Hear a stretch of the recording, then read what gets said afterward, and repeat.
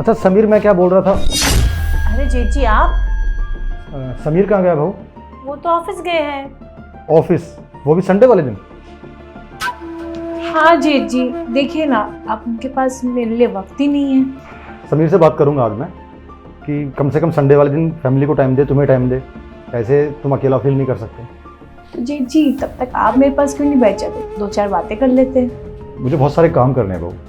अरे जेजी, मैं भी अकेले, आप भी अकेले, बोर नहीं होते हो क्या अपने अकेलेपन से? मुझे ज़रूरी काम है, मैं आया। अरे जेजी, कुछ तो करना पड़ेगा इस जेजी को अपने पास में लाने के लिए, क्योंकि ये प्रॉपर्टी तो अपने नाम करवानी है ना, तो कुछ तो सोचना पड़ेगा। जेजी, अब तो आ रही हो आपके पास।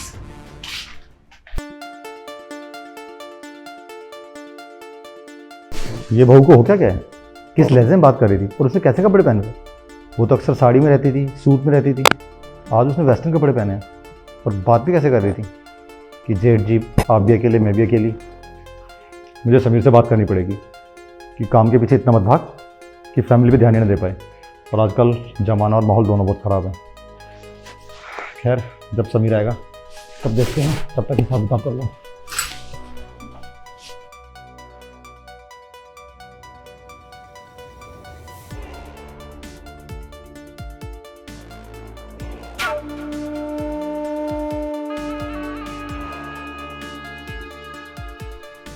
जी जी, क्या कर रहे हैं आप?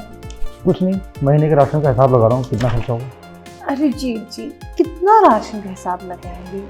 यहाँ इतनी सुंदर आपकी बहू है आपके सामने, थोड़ा सा देख तो लीजिए।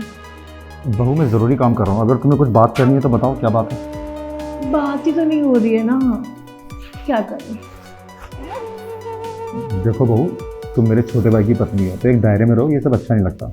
अरे जी जी, कहीं लिखा है क्या ये सब करना गुनाह है? आप भी तो अकेले हो, 3 साल हो गए जेठ जी को गुजरे हुए, और आपको कि इतनी सुंदर बहू को देख ही नहीं रहे हो। देखो, मैं अपनी पत्नी से बहुत प्यार करता था और उस हादसे में जब मेरी पत्नी का देहांत हुआ ना, वो मेरी ही गलती थी। अगर मैं रश ड्राइविंग ना करता तो शायद आज वो जिंदा होती। वो चोट मेरे सीने में, मेरे दिल में आज तक खुद है। जेठ जी, पुरानी बातें हैं, कोई बात नहीं। आप मेरे साथ थोड़े मज़े कर लेंगे तो क्या पता जेठ जी को खुशी मिल जाए। देखो बहू, तुम गलत कर रही हो। एक दायरा होना चाहिए। तुम मेरे छोटे भाई की पत्नी हो और मैं उसको अपने बच्चे की तरह मानता हूँ। तो प्लीज़, एक तो तुमने आज पता नहीं कपड़े कैसे पहने, रोज़ तो तुम साड़ी और सूट पहनते थी, आज ये कौन से कपड़े पहन लिए तुमने? समीर को बोलना पड़ेगा मुझे। अरे साड़ी सूट पहन के रहती थी तभी तो कुछ होता ही नहीं था, क्या पता ये ड्रेस पहनने के बाद थोड़ा सा आप ललच जाए। चाहती क्या हो तुम? आपको चाहती हो जीत जी? देखो, पहले तो मुझे लगा था कि शायद ये गलत है, लेकिन तुम्हारी इन हरकतों ने ना शायद मेरा मूड बदल दिया है। और जो तुमने कपड़े पहने ये देख के मेरा ही मन कर रहा है कि मैं तुम्हारे साथ कुछ करूं। लेकिन तुम ये बात किसी को बताओगे तो नहीं ना? नहीं जीत जी, कैसी बातें कर रहे हैं, घर की बात घर पे रहेगी। ठीक है, ये बात हम दोनों के बीच में रहनी चाहिए। और पता है, तुम मेरे छोटे भाई की बहू थी तो मैंने कभी तुम्हें गौर से देखा नहीं। मैं एक बार ऊपर से नीचे तक तुम्हें खुल कर देखना चाहता हूँ। तुम क्यों खड़ी हो सकते हो मेरे लिए? जी जी जी, कैसी लग रही है जीत जी? बहुत अच्छी लग रही है।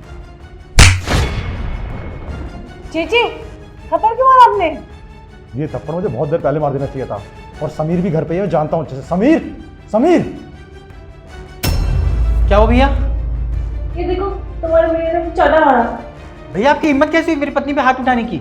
ये तो मुझे बहुत पहले करना चाहिए था। एक तो भैया आपने मेरी वाइफ को थप्पड़ मारा, ऊपर से धक्का दे रहे हैं।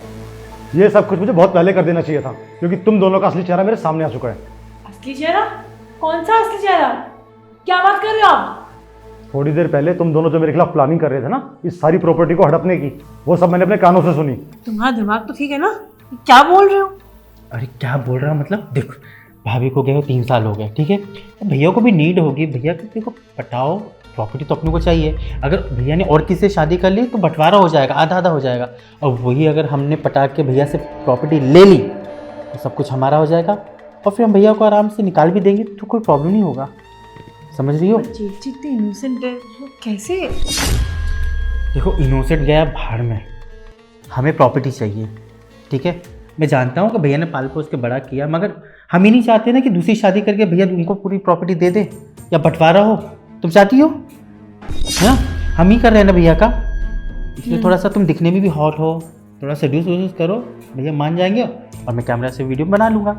लेकिन यार पता नहीं, ये प्लान मुझे सही नहीं लग रहा। अगर समाज वाले को मालूम चल गया तो वो क्या सोचेंगे मेरे बारे में? थू थू करेंगे। कौन समाज वाले, कौन सोचेगा? कोई नहीं सोचेगा। प्रॉपर्टी हमारे पास रहेगी, पैसा रहेगा, हम इंजॉय करेंगे, समझ रही हो? पैसा है तो सब है, समाज से क्या लेने देना हमें, हमें को प्रॉपर्टी चाहिए। और जेठ जी को मुझ पे शक हो गया तो? कोई शक नहीं होगा, अगर वो मुझे पूछे तो बोल देना ऑफिस गया है। ठीक है, देखो तुम जो भी कह रहे हो मैं करने को तैयार हूं, पर टाइम पे आ जाना, पता चला कुछ गलत ही हो गया। अरे कुछ नहीं होगा, मैं हूं ना, आ जाऊंगा टाइम पे, ठीक है? हाँ ठीक है। चलो जाओ तुम।